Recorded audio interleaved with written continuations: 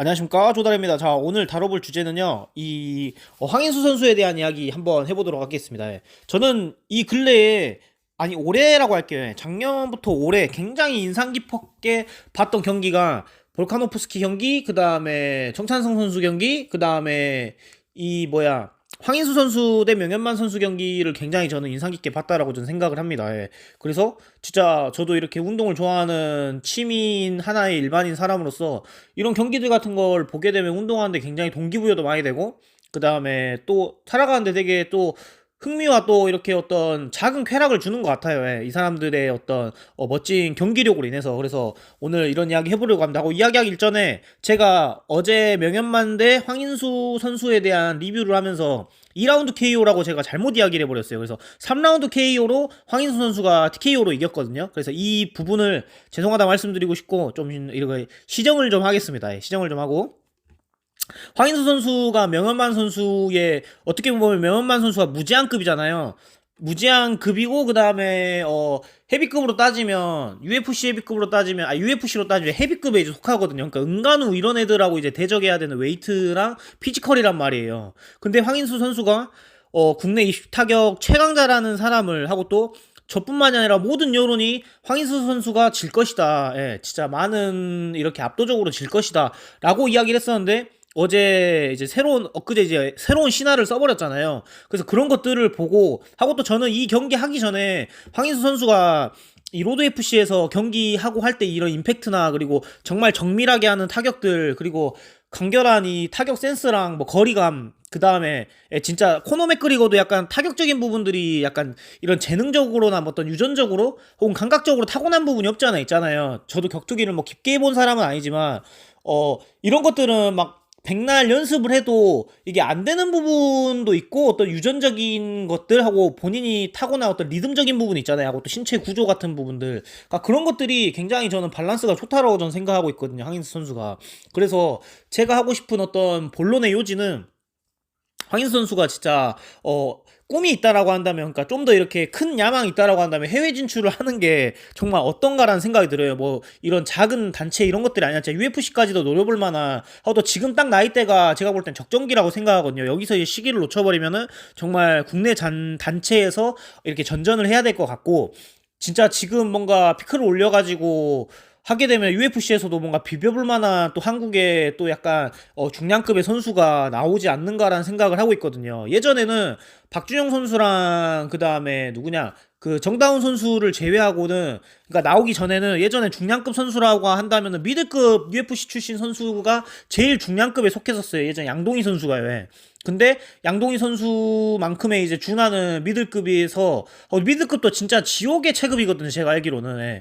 왜냐면은 뭐 라이트 헤비나 헤비에서도 감량에서 내려오기도 하고, 오히려 또 웰터에서 잘하는 애들이 또 올라가기도 하고 하는, 딱 중간에 애매한 웨이트기 때문에 웰터하고 미들이 제 생각인데, UFC나 정말 좀 세계적인 무대에서는 정말 지옥의 체급이지 않나라는 생각을 많이 하는데, 딱 그 체급에 맞물려 있는 게 저는 황인수 선수라고 생각하고 있고, 그렇게 보면은 황인수 선수 신체적인 사이즈가 만약에 웰터로, 아니 그 미들로 뛰게 되면 한 87kg, 85kg잖아요. 그 시합 몸무게가, 그 개체량 때 몸무게가.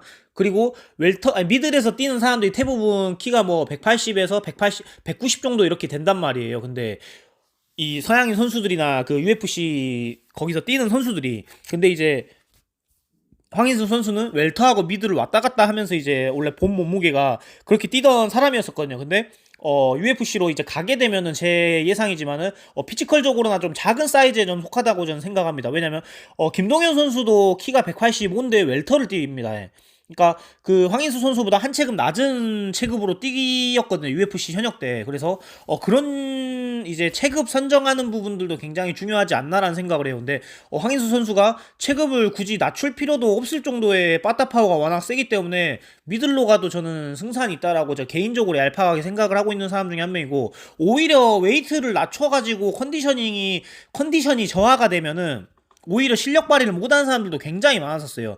마크 헌트도 어떻게 보면은 황인수 선수랑 봤었을 때 뛰고 있는 체급은 훨씬, 마크 헌트가 이제 우리나라 로드 FC로 따지면 무제한급이잖아요. 헤비급을 뛰었는데 키가 178밖에 안 됐습니다.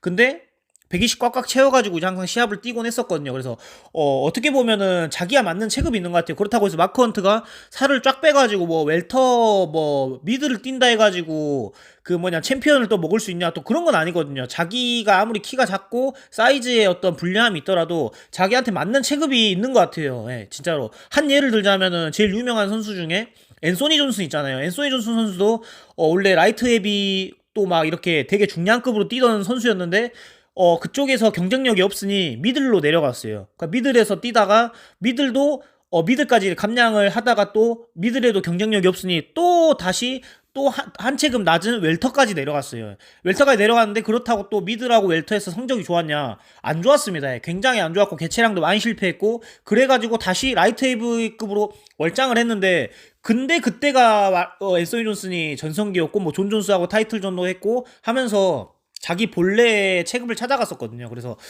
본인의 어떤 체급을 찾는 어떤 이야기들도 황인수 선수의 어떤 해외 진출에 대한 이야기를 하면서 하게 되네요. 그래서 황인수 선수의 이런 그 묵직한 파워감이나 그 다음에 이런 타격 센스나 이런 것들이 굉장히 저는 먹힐 것 같다는 생각을 많이 하거든요. 그래서 저도 이 생각을 어떻게 도모하게 되었냐면은 뭐 로드FC 그 황인수 선수 하이라이트나 경기 이런 거 댓글을 유심히 보시면은 국내 있기 너무 아깝다 뭐 해외 이렇게 가라 또 어떤 사람 진짜 진심 어리게 한 진짜 한 5줄 정도 되는 그 심여 있는 댓글을 달았더라고요. 진짜 장사 이런 것도 굉장히 중요하고 생계도 중요하지만 황인수 선수님 진짜 뭐 황인수 선수님의 약간 그 커리어의 정점을 한번 봐보고 싶다. 진짜 한국에 있기에 너무 아까운 선수인 것 같습니다라고 하면서 굉장히 황인 선수에 대해서 극찬을 하고 뭔가 좀 더 큰 야망을 꿔봐라 라는 어떤 이야기를 하는 어떤 팬분의 댓글을 봤어요. 근데 그런 이야기를 저도 다 그 긴 댓글이었는데 그걸 보면서 저도 굉장히 격하게 공감을 했었거든요. 이만한 타격 빠따감을 갖고 있는 사람이 뭐 미들급에 혹은 뭐 이런 중량급에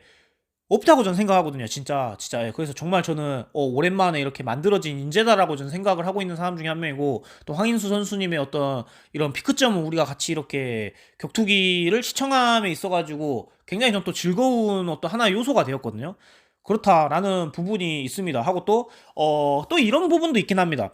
뭐 농구 선수, 제가 농구도 좋아하잖아요. 농구를 좋아한 농구 선수 중에 굉장히 또 뭐 재능이 있는 선수들이 있어요. 하고 또 축구에서도 우리나라 월드컵 뛰고 막 뭐하고 하면서 뭐 해외 진출로 해서 이름값이 높아지거나 실력값이 높아져서 해외로 진출하는 사람들이 있지만은 해외로 진출하거나 UFC 뭐 가거나 그런 또 멋을 찾는 사람들도 있는 반면에 국내 단체에서 또 국내 단체에 뛴다고 해서 뭐 멋이 없는 사람 또 실력이 안 좋은 사람 또 이런 거는 저는 아니다라고 생각을 하거든요. 저도 또 취미로 보디빌딩을 많이 보고 있는데 뭐 큰 무대를 뛰려고 뭐 올림피아 그다음에 IFBB 프로가 되려고 하는 사람들도 있는 반면에 그냥 국내 단체만 전전하면서 또 국내 단체 안에서 또 멋을 찾는 사람들도 있거든요. 여러 가지 또 협회가 있잖아요. 또 격투기도 단체가 있듯이. 그래서 이제 저희들은 이제 지극히 일차원적으로 뭐 황인수 선수님의 어떤 배경이나 그 다음에 안에 어떤 환경이나 뭐 또 여러 가지 문제들을 모르는 상황이잖아요. 그렇기 때문에 너무 이런 재능이나 지금의 어떤 뭐냐